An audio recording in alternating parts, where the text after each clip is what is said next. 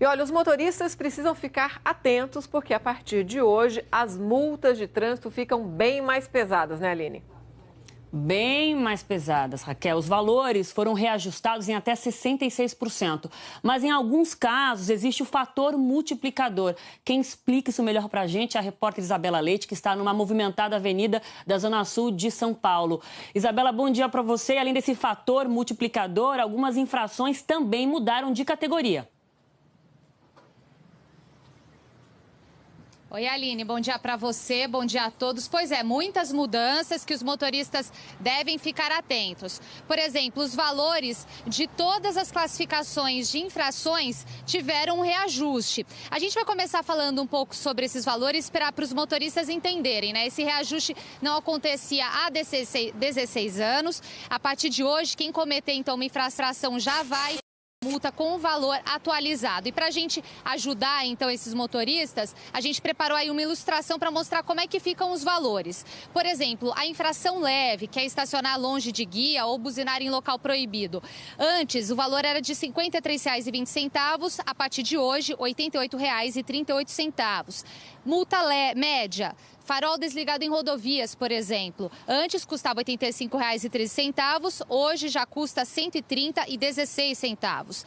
Infração grave, não dá seta, andar com o som alto do carro, estacionar na calçada ou em ciclovia. Antes R$ 127,69, depois agora com esse reajuste R$ 195,23. E a infração gravíssima, dirigir sem a CNH, fazer racha ou, como vocês disseram, dirigir alcoolizado ou se recusar a fazer o teste do bafômetro. De R$ 191,54, agora a multa passa a custar R$ 293,47. E como vocês disseram também no início da edição das 10, alguns valores eles acabam sendo multiplicados. Este, por exemplo, é o caso de quem dirige alcoolizado ou se recusa a fazer o teste do bafômetro. É uma infração gravíssima, mas o valor é multiplicado por 10. Ou seja, a partir de hoje, a multa vai custar R$ 2.934 e também 70 centavos, além da suspensão da CNH por um ano. Tem mais novidade também que começa a valer a partir de hoje. Usar o celular ao dirigir,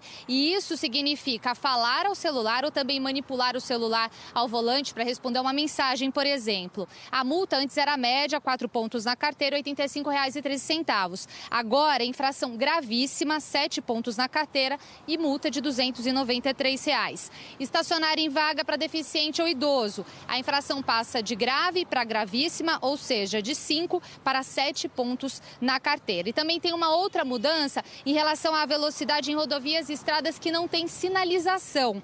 No caso de rodovias de pista dupla, 110 km por hora para carros e caminhonetas e 90 km por hora para demais veículos. Nas rodovias de pista simples, quando não há sinalização nessas rodovias, a velocidade máxima permitida é de 100 km por hora para carros e 90 km por hora para demais veículos. E nas estradas, reforçando, onde não há sinalização, né, não há uma placa sinalizando a velocidade máxima permitida, é de 60 km por hora. Bom, são muitas mudanças e quem vai conversar com a gente agora para falar um pouco o que isso pode representar na segurança do trânsito é o professor e consultor de engenharia de tráfego, Paulo Bacalchuk, que está aqui com a gente ao vivo.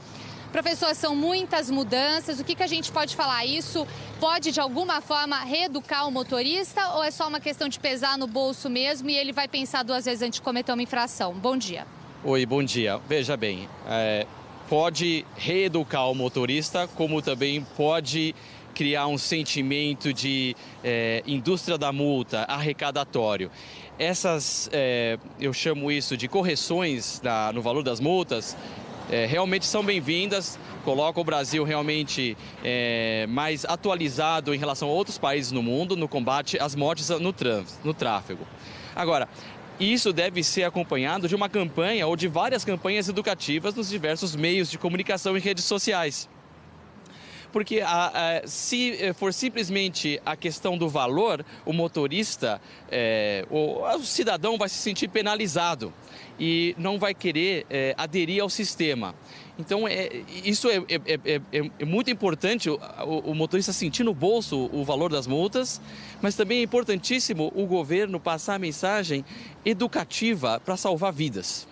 Falta um pouco, então, essa veiculação dessa mensagem de que não é só uma questão de deixar o celular ali no painel do carro, não precisar acessar ou reduzir a velocidade, mas é uma questão de um benefício de toda a população, não só evitar que a pessoa seja penalizada com uma...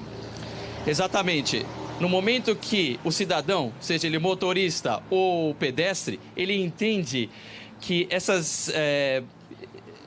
atualização nas multas tem o benefício de salvar vidas, ele vai, consequentemente, ele vai realmente participar e ele vai aderir à campanha. Agora, quando ele não vê um retorno, é apenas um valor a ser pago, principalmente eu menciono o celular. As multas celulares, na minha opinião, é o que mais vai gerar arrecadação aqui, porque vai da discrição do oficial de trânsito, da pessoa que está multando.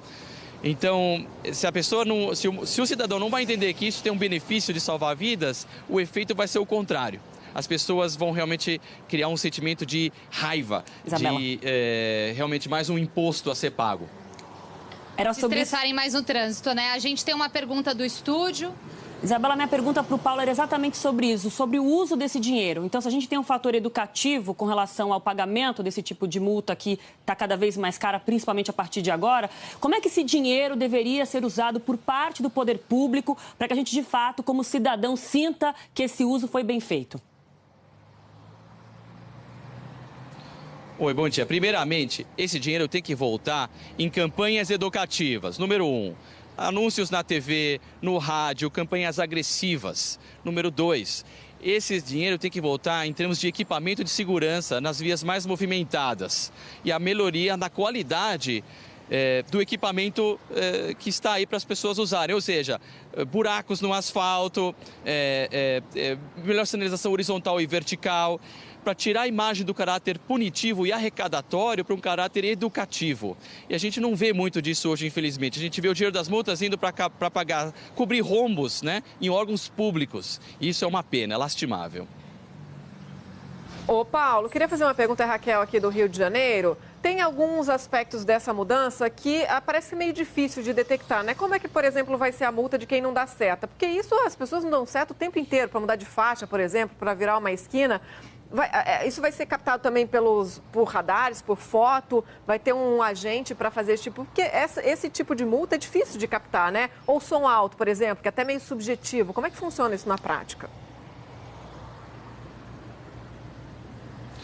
Eu acho que isso e o uso do celular é bem subjetivo, porque ninguém pode realmente argumentar ou escrever uma defesa quando você recebe a sua multa que você não estava usando o celular ou que você não deu a seta, porque aconteceu num instante muito específico do tempo, a pessoa nem lembra. Você recebe a multa, por exemplo, da seta, esqueceu de dar a seta em tal lugar.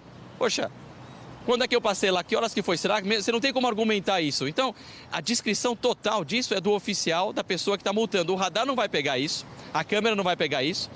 O que mais vai pegar realmente é o oficial de trânsito que está lá em campo multando. Tá certo. Muito obrigada, Paulo, pela sua participação ao vivo aqui na edição das 10. E só mais um recadinho para os motoristas.